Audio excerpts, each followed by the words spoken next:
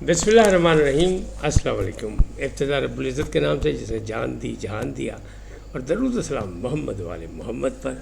आइए उनके साथ नासिर नक़वी हाज़िर खिदमत। नाज़रीन, हज़ब साबिक़ बहुत सी खबरें, और यही वजह है कि बहुत सी खबरें रह भी जाती हैं, क्योंकि एक व्लॉग में तो सारी चीज़ें नहीं, ना ज़्यादा वक्त ज़ाया किया जा सकता है। तो मेरी कोशिश यही होती है कि ज़्यादा से ज़्यादा आगाही दी जाए। पहली खबर यह है कि इमरान ख़ान मुज़ाकरात इख्तिदार के लिए नहीं चाहते। यानी वो जो कहते हैं ना कि ताकतवरों से बात करूँगा जिनके पास ताकत है, तो उनका ये मकसद बिल्कुल नहीं है कि उन्हें इख्तिदार चाहिए। इसकी हकीकत क्या है, तफसीलात क्या है, ये मैं आपको बताता हूँ। असद कैसर के बाद जिनेद अकबर ने भी माफ़ी मांग ली। उन्हें किस बात पे माफ़ी मांगी? यानी माफ़ियों का सिलसिला शुरू हो गया। कंट्रोल लाइन पर फिर झड़प हुई है। वो झड़प की रुदात भी आपको सुनाते हैं, क्योंकि भारत तो धमकियाँ दे रहा है। तो एक झड़प हुई है, उसकी बात बताते हैं आपको। और फिर बिलावल भुट्टो ने नए NFC अवार्ड का मुतालबा कर दिया। तो शायद आपको याद हो, मैंने 2-4 दिन पहले एक व्लॉग किया था कि सब अच्छा नहीं। यानी हर तरफ जो है कोई ना कोई रफड़ है। यानी PTI में आपस की लड़ाई हैं, नून लीग में कुछ और लड़ाई हैं, और पीपल्स पार्टी की तरफ से इत्तेहादी हुकूमत में कुछ और लड़ाई है। तो ये एक बड़ी बात आई है कि बिलावल भुट्टो ने एक तकरीब में खिताब करते हुए कह दिया है कि नया NFC अवार्ड चाहिए। इन तमाम बातों पर गुफ्तगू करूँगा, लेकिन पहले आपसे गुजारिश आई है उनको सब्सक्राइब करें, लाइक करें, घंटी का बटन दबाना भूलें, और अपनी कीमती राय का इजहार अपनी शख्सियत के मुताबिक। वैसे पहली बात जो है वो तो कौमी असम्बली की है। एक तरमीमी बिल पेश किया गया इंसदाद दहशतगर्दी एक्ट के हवाले से या बिल के हवाले से, और वो अप्रूव भी हो गया। 129 वोट उसके हक़ में हुए और वो मंजूर भी हो गया। उसमें यह है कि जितनी भी फोर्सेस हैं, चाहे वो सिविल हैं या अस्करी है, वो शक की बिना पर किसी को भी 90 दिन के लिए ज़ेर हिरासत रख सकते हैं।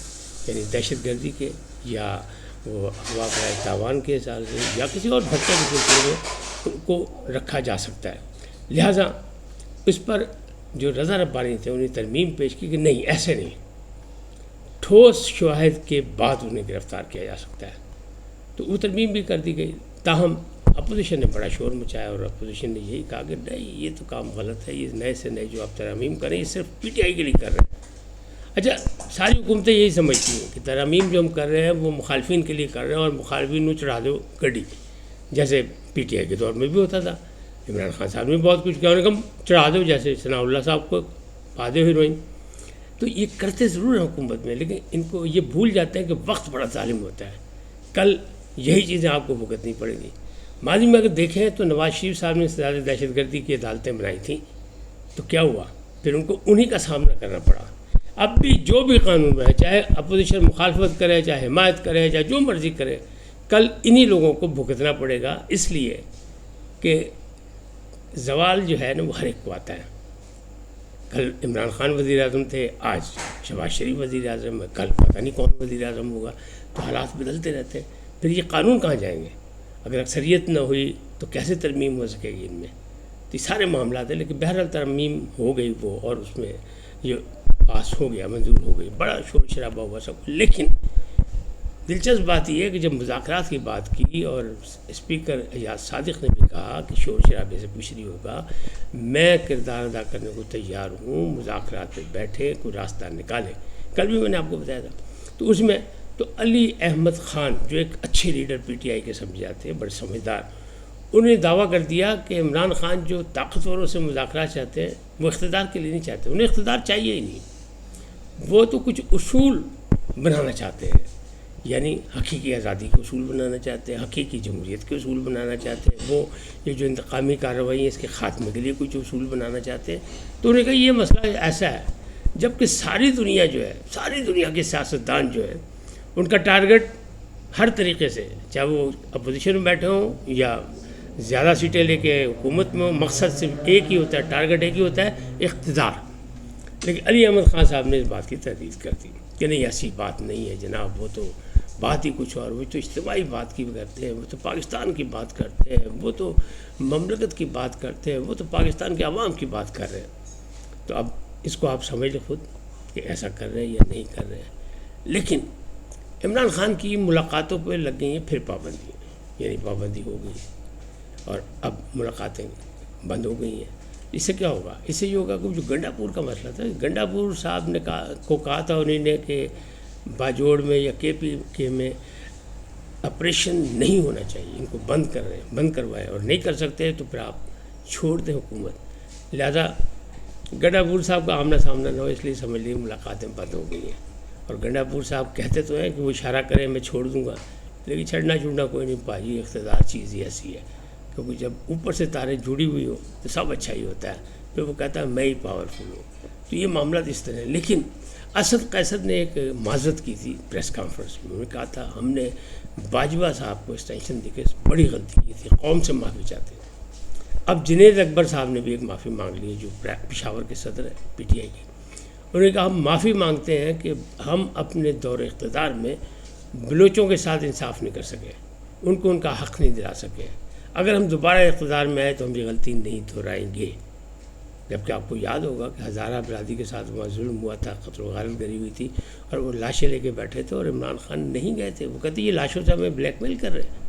پھر وہ جا کے پھر انہوں نے گورنر ہاؤس میں بلا کے لوگوں سے تعزیت کی. تو یہ ان کا اپنا رسول ہے، لیکن فی الحال وہ یہ کہہ رہے ہیں معافی انہوں نے مانگ لی. اب بات کرتے ہیں آپ کو کہ کنٹرول لائن پر پھر جھڑپ ہوئی ہے. یہ اڑی کا سیکٹر ہے، مقبوضہ کشمیر میں اڑی سیکٹر میں ہوا ہے، اور بھارتی فوج نے اس بات کو تسلیم کیا ہے کہ ایک حوالدار ان کا مارا گیا اور درجن سے زیادہ فوجی جو زخمی ہیں. دعویٰ کیا ان کا دعویٰ، انہوں نے کہا کہ پاکستان کی ایک تنظیم ہے، بارڈر اٹیک ٹیم ہے، یعنی بی اے ٹی اپنے آپ ہی بنا لی، پاکستان میں کوئی اس کا وجود نہیں ہے. انہوں نے کہا بی اے ٹی ایک تنظیم ہے، اس نے حملہ کیا تھا جس میں کمانڈوز بھی ہیں فوجی اور وہ جہادی بھی ہیں. انہوں نے موسم کی خرابی کا فائدہ اٹھاتے ہوئے جھڑپ کی اور اندر گھسنے کی کوشش کی، مقبوضہ کشمیر کا امن تباہ کرنے کے لیے. ہم نے ان کا مقابلہ کیا اور ہم نے ان کو مار بھگایا. چونکہ موسم خراب تھا لہٰذا بھائیوں نسیں سے کامیاب ہو گئے. یعنی کسی یہ نہیں کہا ہم نے ان کو مار دیا، ہم نے اتنے بندے مار لیے، اتنی لاشیں ہمارے پاس ہیں. صرف یہ بتایا کہ ہمارا ایک حوالدار مارا گیا اس میں، اور درجن سے زیادہ جو ہے فوجی زخمی ہو گئے. تب آپ خود سمجھ لیں کہ جناب پاکستانی افواج نے ٹھیک ٹھاک پھینٹی لائی ہے. انہیں پھر پہلگام کا ڈرامہ کرنے کی کوشش کی اڑی سیکٹر میں. اب آپ خود سوچیں نا کہ موسم خراب تھا. بھئی فوج کے لیے موسم اچھا یا برا کیا ہوتا؟ فوج کے لیے تو اصل لڑائی کا موسم ہوتا ہے یا امن کا موسم ہوتا ہے، تیسرا تو موسم ہی کوئی نہیں ہوتا. تو وہ جناب کہتے ہیں موسم کی خرابی کی وجہ سے وہ بھاگنے میں کامیاب ہو گئے، یعنی ہم نے دوڑا دیا. جبکہ ان کو مار پڑی ہے، ان کے اپنے بندوں کی وہ باتیں بھی کر رہے ہیں، زخمی بھی اور ہلاک کی بھی بات کر رہے ہیں. اب بات کرتے ہیں بلاول بھٹو زرداری کی. میں نے بہت پہلے کہا تھا کہ جیسے جیسے نون لیگ کی سیٹیں بڑھ رہی ہیں، مخصوص نشستوں کے بعد اب ضمنی الیکشن ہوں گے. پی ٹی آئی نے بائیکاٹ کا اعلان کیا ہوا ہے، اور اب کیا ہوتا ہے بائیکاٹ کرتے ہیں نہیں کرتے ہیں کیونکہ وہاں اختلاف پائے جاتے ہیں. آدھی پارٹی کہتی ہے نہیں جی الیکشن لڑنا چاہیے، الیکشن سے باہر نہیں، لیکن چیف پیٹرن جو ہے وہ کہتے ہیں کہ نہیں جی یہ ہمارے ان لوگوں کے ساتھ زیادتی ہے جن کی سیٹوں کو نااہل کر کے ختم کیا گیا، لہٰذا انہی کے لیے ہم کسی کو نیا ٹکٹ نہیں دیں گے.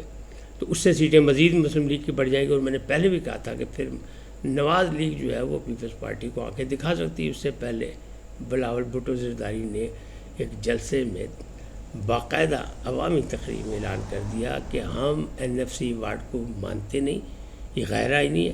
نیا این ایف سی وارڈ بنایا جائے اور اس کو آئینی طریقے سے اس کو تشکیل دی جائے اور سب کو سب کا حصہ دیا جائے. انہوں نے یہ بھی کہا کہ پنجاب میں تو شہباز سپیڈ ہے، لیکن جب کراچی تک وہ پہنچتی ہے سپیڈ جو کہ وفاق ہے اس وقت، تو وہ سلو ہو جاتی ہے، شہباز سلو. یعنی شہباز سپیڈ کو انہیں کا شہباز سلو ہو جاتا ہے کراچی آ کے. تو کراچی والوں کا کیا قصور ہے؟ ان کا حق ان کو کیوں نہیں دیا جاتا؟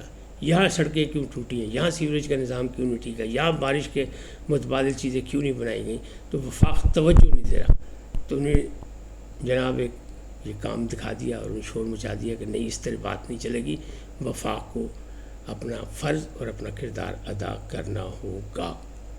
تو یہ معاملات یہاں تک چل گئے اور آنے والے دنوں میں ایسا لگتا ہے کہ اپوزیشن کا کردار جو ہے ایک طرف تو شاید مولانا فضل الرحمان جو ہے وہ شاید اپوزیشن لیڈر بن جائے، لیکن وہ ابھی چونکہ کے پی میں ان کا زیادہ معاملہ اور وہاں پی ٹی آئی سے تو شاید وہ یہ رسک نہ لیں. تو لگتا یہی ہے کہ آنے والے وقت میں جب حکومت کو ضرورت نہیں ہوگی پیپلز پارٹی کی، تو پیپلز پارٹی جو ہے، کیوں کہ پیپلز پارٹی کے دو واضح معاملات ہیں. ایک تو نجکاری کے حوالے سے بالکل وہ ہمیشہ سے خلاف ہیں. آصفہ بھٹو نے شور مچایا، قومی اسمبلی میں بتایا، انہوں نے کہا نہ نجکاری نہیں. ہمیں کہا گیا تھا کہ یوٹیلیٹی اسٹور کے جو معاملات ہیں اس کو نہیں کریں گے، نجکاری نہیں کریں گے. بہت سے خاندانوں کا مسئلہ ہے لیکن وہ کی جا رہی ہے. پی آئی اے کی نجکاری کی جا رہی ہے، اسٹیل مل کی جا رہی ہے، اور پاکستان پیپلز پارٹی نجکاری کے خلاف ہے. تو پاجی آنے والے وقت سے بھی پھٹا پہنا اتحادیوں میں کہ جناب نجکاری ہوگی یا نہیں ہوگی. نہروں کا مسئلہ تو حل ہو گیا تھا، لیکن یہ مسئلہ نجکاری کا معاملہ جو ہے اس سے بڑا مسئلہ ہے، یہ حل ہوتا نہیں لگ رہا. اور ہو سکتا ہے کہ پیپلز پارٹی اپوزیشن میں آپ کو بیٹھی نظر آئے، چاہے آپ بعد میں ان پہ الزام لگائیں کہ جناب یہ فرینڈلی اپوزیشن ہے، لیکن وہ عوامی حقوق کی اور نجکاری کے خلاف اور یہ باتیں وہ کرتے رہیں گے اور زور شور سے کریں گے، جیسے آج آصفہ بھٹو نے قومی اسمبلی کے فلور پہ کیا. اس وقت تک اتنا ہی، پھر ملیں گے نئے موضوع کے ساتھ. جاتے جاتے آپ سے درخواست، آئیے ان کو سبسکرائب کریں، لائک کریں، گھنٹی کا بٹن دبانا نہ بھولیں، اور اپنی قیمتی رائے کا اظہار اپنی شخصیت کے مطابق کریں. سدا سلامت رہیں، لیکن پہلے پاکستان زندہ باد، پاک افواج پائندہ باد، سدا سلامت رہیں. اللہ نگہبان.